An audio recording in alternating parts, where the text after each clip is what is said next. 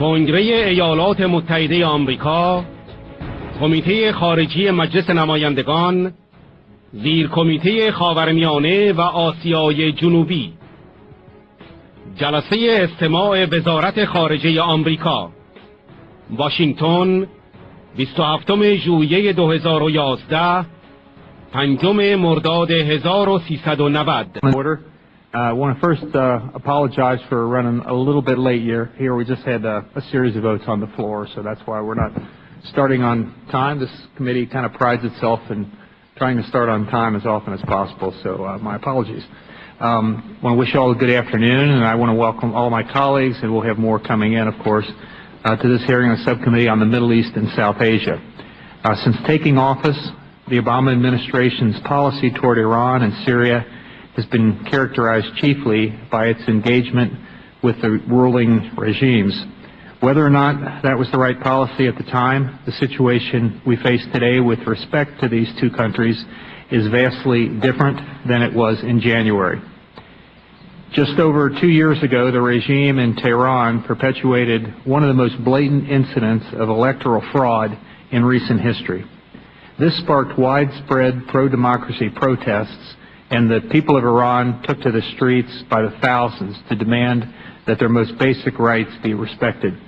What followed made very clear, however, that this regime is not interested in the rights or well-being of its citizens. The world watched as the Iranian regime beat, tortured, raped, and murdered its way through these protests. It is perhaps even more horrifying to consider that many of these abuses are still occurring nearly 2 years later. The Iranian regime has been carrying out what former U.S. Ambassador to the UN Mark Wallace has called, quote, one of the great human rights tragedies of the modern era, unquote. Most notable is the incredible number of executions, which by some estimates now exceed 140 people, including children, a violation of international law.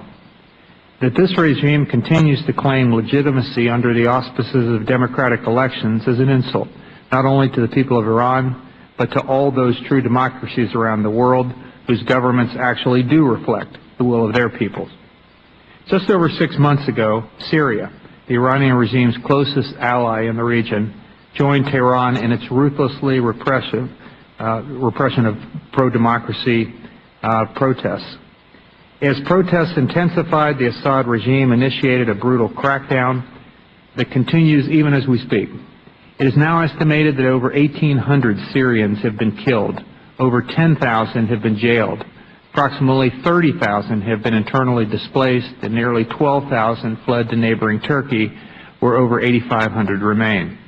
Reports coming out of Syria speak of unconscionably heinous human rights abuses, snipers targeting protesters, residents, including children and the elderly, being rounded up, beatings, the use of electric shock to the genitals, and torture of children, to name just several of the witnessed actions by the Assad regime. I want to condemn in the strongest possible terms both the actions of these regimes as well as the regimes themselves. These regimes together form an axis of abuse whose wanton disrespect for even the most basic human rights is undeniable. Today's hearing, however, was called to examine U.S. policy. My concern lays not so much with what the administration has done as with what it has not done. The Obama administration's human rights policies toward Iran and Syria have been both feeble and late. Rather than seizing the historic opportunity presented to it